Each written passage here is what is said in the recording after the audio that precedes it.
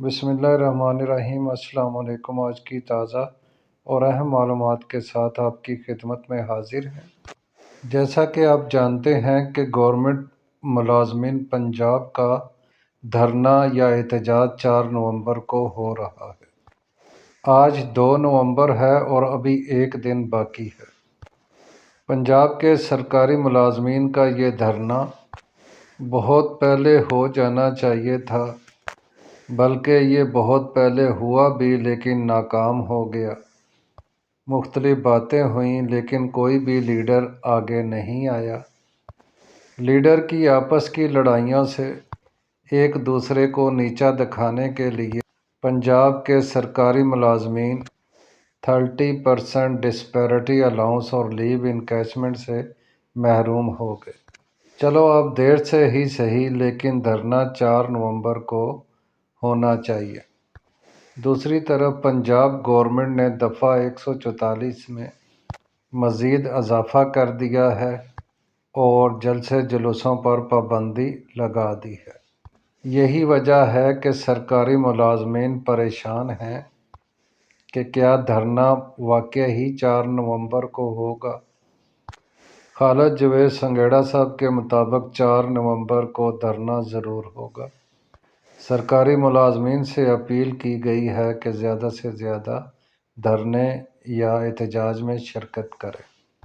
مطالبات کی فہرست تو بہت زیادہ ہے، لیکن 30% ڈسپیرٹی الاؤنس ضرور ملے گا۔ باقی تمام مطالبات میں سے کوئی بھی مطالبہ منظور نہیں ہوگا۔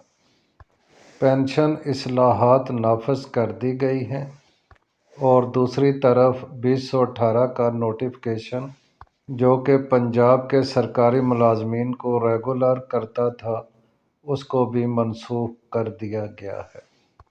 اب جو لوگ بھرتی ہوں گے ان کو نہ پے اسکیل کے مطابق تنخواہ ملے گی اور نہ ہی پینشن ملے گی۔ لم سم تنخواہ پنجاب گورنمنٹ دے گی، کتنی دے گی وہ خود ہی ڈیسائیڈ کریں گے۔ دوسرا، پنشن اصلاحات کا تعلق پورے پاکستان سے بنتا جا رہا ہے، لیکن اس پر عمل درآمد صرف پنجاب میں ہو رہا ہے۔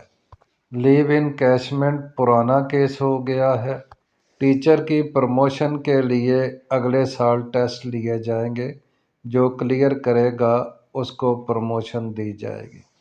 میری ذاتی رائے ہے کہ اس دفعہ صرف ڈسپیرٹی الاؤنس ملے گا، کتنا ملے گا، کب سے دیا جائے گا، اس کا فیصلہ بھی گورنمنٹ آف پنجاب کرے گی۔ لیکن پنجاب کے سرکاری ملازمین کے لیڈران سے اپیل ہے کہ پلیز اس دفعہ مذاکرات کسی ذمہ دار اتھارٹی سے کیے جائیں جس کی کوئی وقت ہو۔ باقی میری دعا ہے کہ سارے مطالبات منظور ہو جائیں اور ملازمین کو ان کا حق مل جائے۔ پنجاب کے سرکاری لیڈران سے درخواست ہے کہ پینشنر کے لیے بھی آواز بلند کریں تاکہ ان کو بھی 7% پینشن مل سکے۔ اگر ویڈیو اچھی لگی ہے تو پلیز لائک کر دیں، شیئر کر دیں، سبسکرائب کر دیں۔ آپ کا بہت بہت شکریہ۔